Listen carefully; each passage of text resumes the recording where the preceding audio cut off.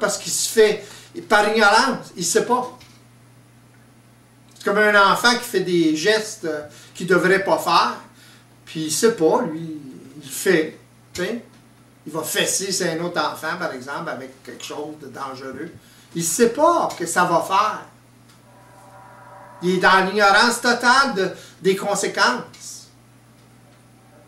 Alors, l'homme, c'est la même chose. Pour que l'homme en général, là, il s'en sorte, il faut qu'il prenne conscience de la futilité de ses intérêts et de la démesure. La démesure, c'est tellement démesuré comment ça se passe sur la planète présentement, c'est que ça devient grotesque de ne pas s'en rendre compte. C'est ça, mais l'ego involutif, il ne peut pas s'en rendre compte, c'est ça l'affaire. Il ne peut pas le voir. La ballonne va péter quelque part et... Pardon? À un moment donné, la ballonne va péter en quelque part. Oui, la ballonne va péter en quelque part, puis ça va permettre... Il tire l'élastique, à un moment donné, ça va péter. C'est ça. Puis quand ça va péter, à ce moment-là, l'ego va être beaucoup plus ouvert à ce genre d'informations-là. C'est ça que ça va faire. C'est tout ce que ça va faire. Ouais. Pourquoi les gens étirent l'élastique comme ça? Parce qu'ils sont dans l'ignorance. Fait que quand ils pètent l'élastique, ben c'est le burn-out, puis c'est le... Tu sais, là, l'ego, il ne sait plus quoi faire, c'est plus... Bon. Fait qu'à ce moment-là, il est plus ouvert à d'autres sortes d'informations, à régler sa problématique, parce que là, quand l'élastique est cassé, l'ego, il est en désarroi, il ne sait plus quoi faire. Il ne se sent plus solide comme avant, même si c'était pas solide. Fait qu'à ce moment-là, ben là, il est mûr, c'est plus propice, le terrain est plus propice, si vous voulez, à ce que cette information-là soit absorbée par l'ego, et puis par la suite, ben, l'ego prend conscience, il commence à s'éveiller. C'est pas l'accumulation de l'information, c'est tout simplement la qualité de l'information qui éveille l'ego, un peu comme tu es en train de vivre, toi, la qualité de l'information qui éveille l'ego à une autre réalité, une réalité multidimensionnelle ou une réalité systémique. Fait que, à ce moment-là, l'ego commence à voir clair, il y a de la lumière, ça commence à éclairer. C'est ça que ça veut dire, tous ces mots-là. Quand tu parles de lumière, des êtres de lumière, qu'est-ce que c'est des êtres de lumière, etc. Fait que, il y a de la lumière, c'est éclairé. Avant ça, c'était pas éclairé. Pourquoi? Parce que l'ego était en quarantaine, justement. Il était confiné dans l'ignorance de sa conscience involutive. Il tournait en rond. Il tourne encore en rond, puis là, la condition évolutive au niveau de la planète, ça commence à prendre de la place, là. C'est ça. Ça commence à prendre pas mal de place. On commence à prendre pas mal de place. On peut la seule façon de s'en sortir, c'est par l'éveil individuel. Exact. Au niveau en général, des gens en général, la condition évolutive planétaire, ça commence à être gros, là. C'est un gros élastique, là. Oui, c'est un gros élastique collectif, exactement. Des élastiques individuellement, mais là, c'est un gros élastique. Exactement. Puis l'élastique, de temps en temps, il casse. T'sais? Puis là, les gens essaient de le ramasser, si vous voulez. C'est ça. Mais à un moment donné, l'élastique, il va casser trop fort, il va créer des chocs chez les individus, et ces individus-là, individuellement, si vous voulez, ils peuvent l'étirer, l'élastique, beaucoup.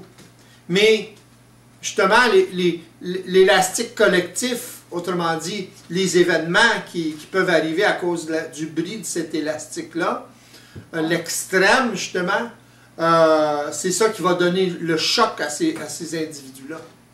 Il y a des individus sur la planète qui sont très opaques, qui sont très... c'est très difficile pour eux d'accepter une autre réalité que celle qu'ils vivent. Ils sont réellement polarisés là-dedans. Là. Ouais. Alors, c'est eux qui mènent le bateau, si vous voulez. C'est ces gens-là qui sont là à la pointe et qui amènent le bateau dans une direction. Sans le savoir, c'est évident. C'est ça la source, justement, des conspirations. Tu sais, les gens là, qui voient des conspirations partout, bon, c'est ça qu'ils sentent. Ah oui. Mais là, ils l'interprètent de leur façon, là. Ils pensent que c'est les individus qui se mettent ensemble et qui font des choses. C'est très difficile pour l'être humain évolutif de faire des choses ou d'être créatif en groupe. Très, très difficile. Quand c'est très polarisé, ça va. Ça peut aller. Au niveau d'une croyance, ou au niveau d'une attaque, par exemple, sur d'autres personnes qui ont une autre croyance, des choses comme ça. Ça peut aller pendant un certain temps. Mais en dehors de ça, l'ego a de la misère à lasser ses souliers. Là, créativement, c'est très difficile. Ça prend beaucoup, beaucoup, beaucoup d'énergie. Vous n'avez pas idée, par exemple, dans une corporation ou, par exemple, la NASA, etc., le degré de... Comment je dirais ça, donc? Le degré de problématique, de logistique, justement, qu'il y a. Et de problématique à implémenter cette logistique-là. La venue des ordinateurs a aidé beaucoup par exemple, à la NASA ou des organisations semblables pour justement s'organiser, parce qu'un ordinateur, ça n'a pas d'émotion. Un ordinateur, ça exécute. Voyez-vous? Alors, tandis que l'homme, surtout l'homme évolutif, il a de la misère avec ça. Il a de la misère à exécuter comme il devrait exécuter, par exemple, dans une organisation comme celle-là. Il y a toujours une tendance à faire quelque chose ou différent, etc. Il y a de la misère à se coordonner. À mettre son grain de sel. Ouais, c'est ça. Il y a bien de la misère à se coordonner. C'est évident que, pour moi, que les tentatives de l'homme en ce moment de s'organiser, les gens spirituels, justement, bien intentionnés, si vous voulez, essaient de s'organiser ensemble, etc., puis collaborer ensemble. Ça va être très, très difficile et très initiatique pour eux, sans l'éveil. Voyez-vous? C'est ça le problème. Ils vont vivre des expériences assez extrêmes, justement, parce que pour qu'ils se rendent compte que c'est pas possible à l'intérieur d'une conscience évolutive, même s'ils se croient évoluer, etc., ou en évolution, ils ne sont pas éveillés. Alors, ouais, je remarque, excuse-moi, je te coupe. Oui, vas-y. Je remarque que les gens qui parlent comme ça, c'est que il y en arrive au point où ils disent que c'est l'éveil, c'est la simplicité qui va régler le problème, sauf qu'ils ne savent pas comment l'appliquer. Comment l'appliquer, comment ça se passe, comment arriver à